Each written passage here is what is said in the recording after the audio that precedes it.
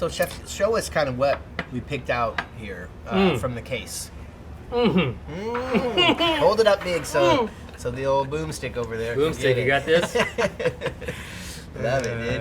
All right, Pacific Rogue Wagyu Zabuton, which is one of our favorites, and we're actually gonna slice it and eat it, and it's not gonna be chewy. Nice, dude. Yep. It's probably something we sell most out of the case when we get that Wagyu in, that Zabuton. Because look at it's so it. beautiful. It looks crazy. Right? I mean, dude. So where's that from? Where's that from on the animal? Right here. Right there. Yeah. Kind of like a clamshell-shaped muscle, 2.5, 3 pounders, sits underneath the shoulder blade. So what happens, takes on all those working muscles structure and protein density, and then translates it into that muscle that's kind of just a lazy guy sitting under there doing nothing. So you would think that shoulder piece is generally like the long roasties, the brazies, right? Those kinds of things, right? There's so many gems in the shoulder. Zabs, Terrace Majors, Flatrions, Delmonicos. There's so many steaks. Flatrions, dude. Shout out to my buddy Tom. So many gems in the shoulder that are not specifically, we're going to grind it, we're going to, braise it, old school. Slow roast, etc. Yeah. Exactly. So these are good ones right here. We're going to pull out. And you grill these 9 times out of 10? I'm gonna sear. I'm a pan searer dude. Yeah. But I also kind of am going in the mindset of what we talked about in the podcast, to treating this meat very simply. I'm not gonna add a whole lot of nuance to it.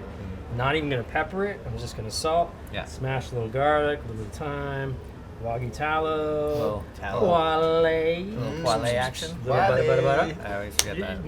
My favorite, right? That's my go-to. Yeah. Right? When I think of cooking for you, that's what I do. Mr. Poale over there. That's how I do it too. That's how I do chicken, skin on. Oh yeah. My wife calls it tangifying it. Yeah, we do the poale. Tangeless. Yeah. It's the best. You should show. We got to go over Poale when we're doing this. Oh, man, yeah. It's cool. And I love how he salts, man. Like I always say it, man. Like you salts, like you just like do salt I was salting as a young person, going like this. Yeah, no, and dude. chef walked by. He's like the rain. It makes a difference. Makes a difference. And not an insignificant amount. This is also key, right? Yeah, dude, especially on a nice. It's like inch thick, inch and a bit, Yeah, probably thick. thick. So I'm gonna season this baby up. Plus, it's thick with 2 C's. we like it salty. Yes. Double C's. Okay, I want your opinion on this since I've got you here and we're talking about salt. Okay. So, reading a lot about pre-salting lately, with like even a day beforehand. What's your opinion on that? So, what are we cooking? Number one question. What size of cut are we gonna cook? So the first time I did this was actually with a chicken. So I take a whole chicken, I would salt it liberally and put it on a rack over a sheet tray in the fridge, not covered. So we're getting seasoning, but also drying out of the skin so that when I roast it, it gets extra crispy. And so that's how I started. But what I've been reading lately and experimenting lately with is doing cuts like this, salted the day before. Not as much as you did, a little bit less. Yep. But then letting it dry out in the fridge and then doing one last salt before I cook it. So it's almost in the idea of dry brining, right? Yeah, exactly. It's almost exactly like that. Like brine is wet. It's water, sugar, salt, whatever seasonings you think you're going to put in there, whatever submerged, depending on the size of the mussel. You got 28-hour, 24-hour. It sounds spicy. Yeah, it smells so good. That smells like Wagyu deliciousness.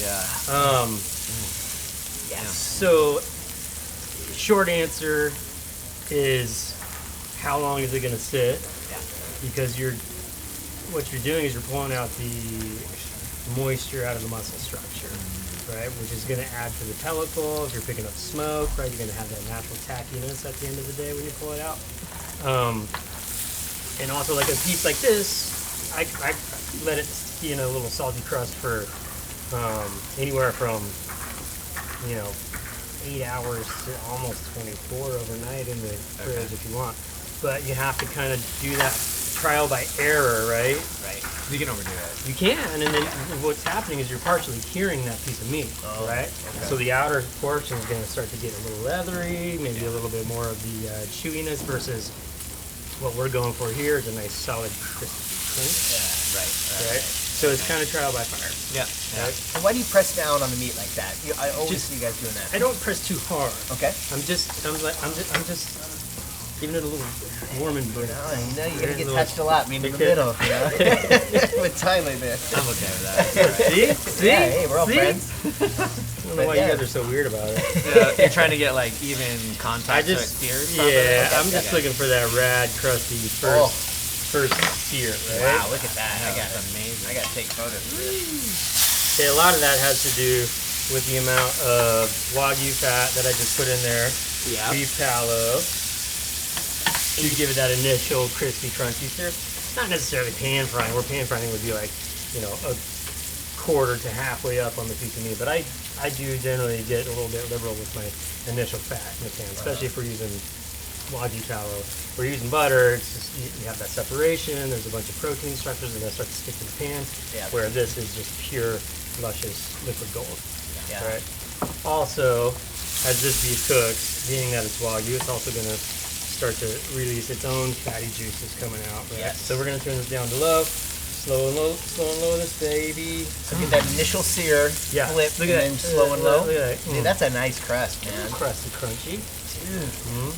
It's in my notes. I looked it up last night how to do it on the YouTube. Yeah. No. You chat GPT it? Yeah. So Tyler, if this wasn't such a thick cut, would you Yeah. want to do this slow and low, or do you want to do more hot and fast? Hot pass. Yeah. Right. So you got your skirt, you got your flank, you got your Yeah. jab, culotte, New York, ribeye. You know, you kind of like as that goes. That also as that goes, you would not heavily salt your skirt steak overnight, but you could salt it for a couple hours. Yeah. Okay. Yeah. Or put a different, you know, whatever region of the world we're cooking that day. If it's Latin influenced or Asian, whatever. Right. Right. So you add those spices as you go. I like that you're using My tweez, the big tweeze. my you know? gastro tongs. Yeah, man. I busted it out for Tan. Yeah, dude. He's like, oh, I was drinking like, wine. oh shit, Tansy's coming. I gotta look correct today. Yeah. I love tweezer food.